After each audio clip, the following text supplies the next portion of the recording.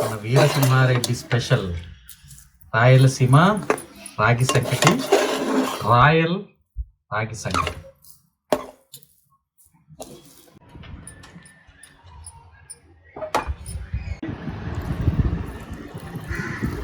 ఆ గ్రేవీలో ముంచి చక్కగా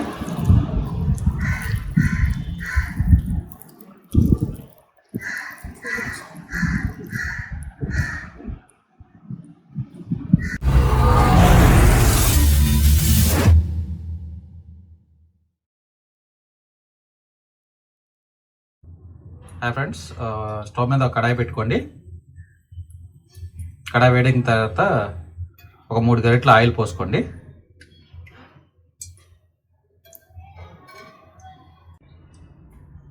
ఈరోజు మనం ప్రిపేర్ చేసుకునేది నాటుకోడి కూర అండి. క్లీన్ చేయించిన తర్వాత ఇది 1.5 kg ఉంది మాంసం. చక్కగా దాన్ని క్లీన్ చేసి పక్కన పెట్టుకున్నాం. ఇప్పుడు కడాయిలో ఆయిల్ పోసుకున్నాం కదా, ఆయిల్ వేడెక్కింది కదా. ఇప్పుడు 1 టేబుల్ స్పూన్ జీలకర్ర యాడ్ చేసుకుందాం. జీలకర్ర చిటపటలాడిన తర్వాత మీడియం సైజు 3 ఉల్లిపాయ ముక్కలు యాడ్ చేసుకోండి. ఈ ఉల్లిపాయ ముక్కలు చక్కగా మగ్గనివ్వాలి. మగ్గితేనే కూరకు మంచి రుచి వస్తుంది అన్నమాట.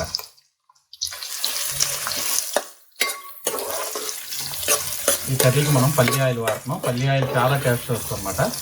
పల్లి ఆయిల్ కూరకు మంచి టేస్ట్ ఇస్తుంది. అది నాటుకోడి కానీ నీచు కూరలు ఏదైనా సరే పల్లి ఆయిల్తో వండుకుంటే అద్భుతమైన టేస్ట్ వస్తుంది అన్నమాట.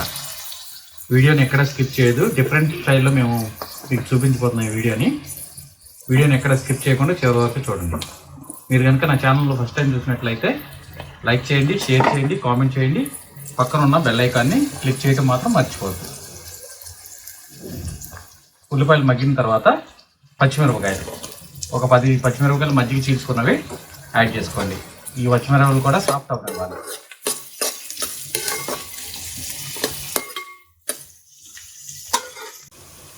2 ఉల్లిపాయలు చక్కగా వేగిపోయినాయి కదా. ఇప్పుడు అల్లం వెల్లుల్లి పేస్ట్ యాడ్ చేసుకుందాం. ఒక 3 టేబుల్ స్పూన్ అల్లం వెల్లుల్లి పేస్ట్ అండి. ఈ నాటుకోడి కూరలకి అల్లం వెల్లుల్లి పేస్ట్ ఎక్కువే ఉండాలి. ఈ అల్లం వెల్లుల్లి పేస్ట్ పచ్చివాసన పోయేదాకా వేగనివ్వండి. అల్లం వెల్లుల్లి పేస్ట్ కూడా చక్కగా వేగిపోయింది కదా. ఇప్పుడు మనం క్లీన్ చేసి పెట్టుకున్న ఈ నాటుకోడి మాంసాన్ని ఇందులో యాడ్ చేసుకోండి. చక్కగా దీన్ని ఒకసారి కలుపుకోండి.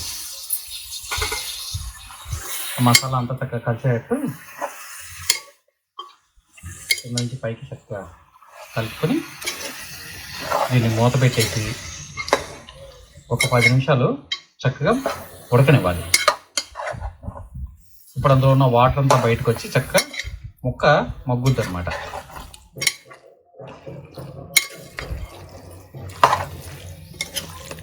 మొదలుపెట్టి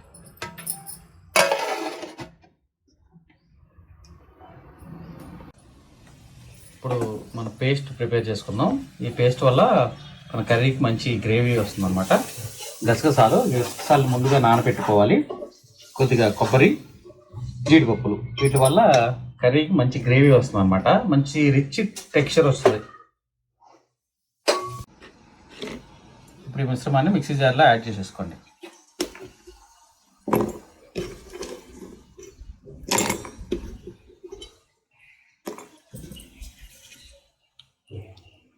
ఈ గ్రేవీ మంచి రిచ్ టెక్స్చర్ని ఇస్తుంది మన కర్రీకి.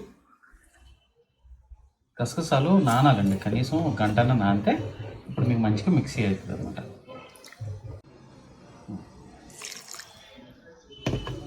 మూత పెట్టేసుకుని చక్కగా దీన్ని ఫైన్ పేస్ట్ కింద చేసేసుకోండి. పేస్ట్ ప్రిపేర్ అయిపోయిందండి. చూడండి చక్కగా మెత్తగా అయిపోయింది పేస్ట్.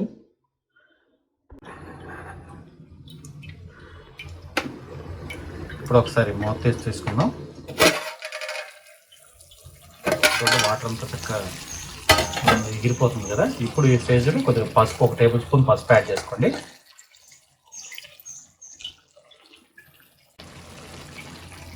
సరిపడినంత ఉప్పు యాడ్ చేసుకుని ఇప్పుడు ఈ మిశ్రమాన్ని బాగా కలుపుకొని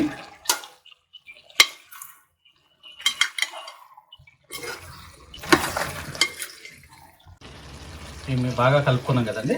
ఇప్పుడు మూత పెట్టేసుకుని 10 నిమిషాలు ఉడకనివ్వండి.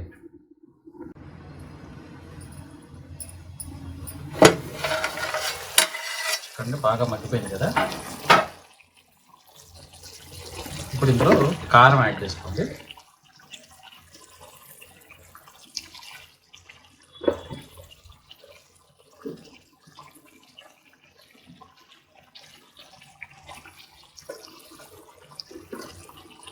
మొత్తం 2 టేబుల్ స్పూన్లు కారం యాడ్ చేసుకోండి. ఒకసారి కలిపేసుకోండి. ఈ మిశ్రమాన్ని చక్కగా బాగా కలుపుకోండి. ఈ కారం కూడా బాగా కలిసిన తర్వాత దీన్ని కూడా ఒక 5 నిమిషాలు చక్కగా కారంతో మగ్గనివ్వండి. అప్పుడు ఆ కారం కూడా చక్కగా సంపాడులో ఆ ముక్కకి పట్టుకుంటుంది అన్నమాట.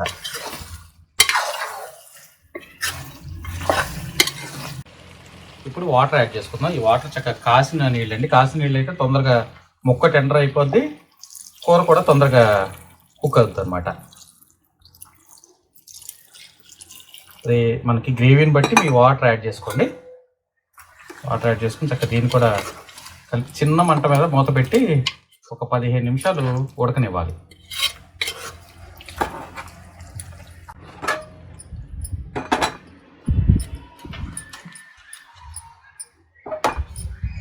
మూత పెట్టేసుకుని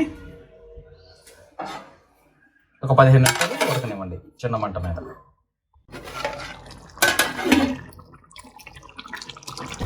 ఇప్పుడు మనం ప్రిపేర్ చేసుకున్నాం కదండి, ఆ జీడిపప్పు, కొబ్బరి, గసగసాల పేస్ట్ ఇందులో యాడ్ చేసుకోండి.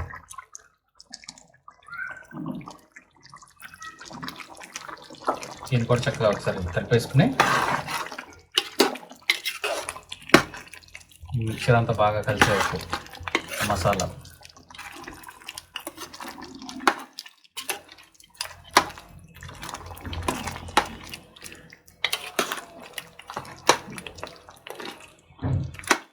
మూత పెట్టేసుకుని లో ఫ్లేమ్ మీద ఒక 30 మినిట్స్ ఉడకనివ్వండి. ఇది పుంజు కాబట్టి తొందరగా ఉడకటానికి టైం పడుతుంది కాబట్టి లో ఫ్లేమ్ మీద ఒక 30 నిమిషాలు ఉడకనివ్వండి. ఇప్పుడు మనం రైస్ ప్రిపేర్ చేసుకుంటున్నాం రాగి సంకటికి. ఈ కప్పుతో 2 కప్పులు రైస్ వేసుకున్నాం. వాటర్ దానికి 4 కప్పులు వాటర్ పోసాం. ఇప్పుడు ఇది చక్కగా ఉడకనివ్వాలన్నమాట. కొద్దిగా ఉప్పు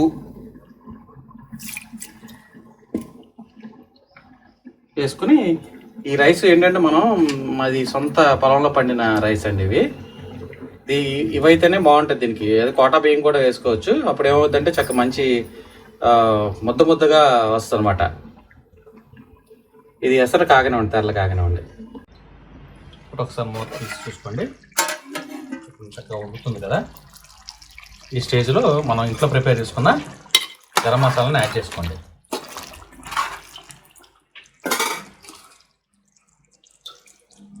ఒక 2 table spoon garam masala add చేసుకుని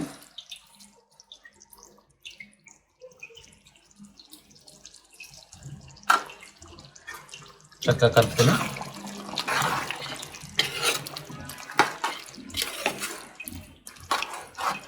మూత పెట్టేసి ఆయిల్ పైకి తేలే వరకు కుక్ చేసుకోండి.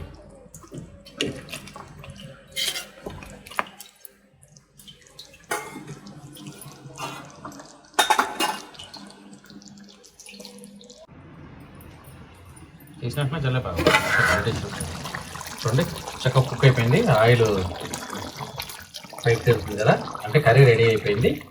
ఇప్పుడు కొద్దిగా ఇందులో కొత్తిమీర యాడ్ చేసుకొని స్టవ్ ఆఫ్ చేసేసుకోండి. ఇప్పుడు నెక్స్ట్ రాగి సంకటి ప్రిపరేషన్లోకి వెళ్దాం. ఆల్రెడీ రైస్ పెట్టుకున్నాం కదా,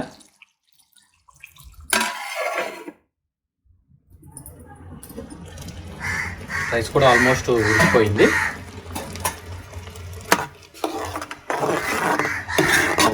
రైస్ కూడా ఉడికిపోయింది కదా.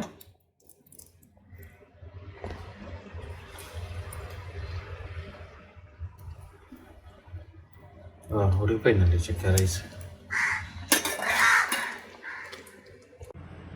రైస్ చక్కగా కుక్ అయిపోయింది కదా. ఇప్పుడు ఇందులో రాగి పిండి యాడ్ చేసుకుందాం. ఇది 2 కప్పులు రైస్ కాబట్టి 1 కప్పు రాగి పిండి పైన అలా జల్లుకుని మీరు ఇప్పుడే కలపకుండా చక్కగా అలా ఉంచేసి మూత పెట్టేసేయండి. మూత పెట్టేసి ఒక 5 నిమిషాలు ఉంటే చక్కగా మగ్గిపోద్ది అనమాట.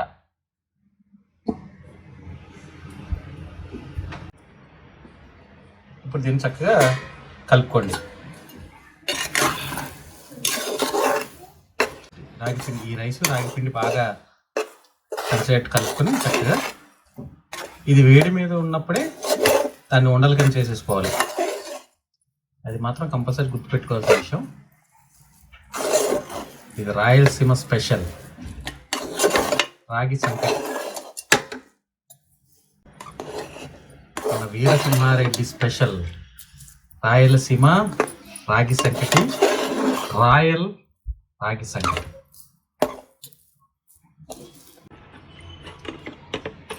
చక్క చేయి తడుపుకొని వేడిగా ఉన్నప్పుడు చేసుకుంటున్నా చక్కగా మన గుండ చక్కగా వస్తుంది అన్నమాట.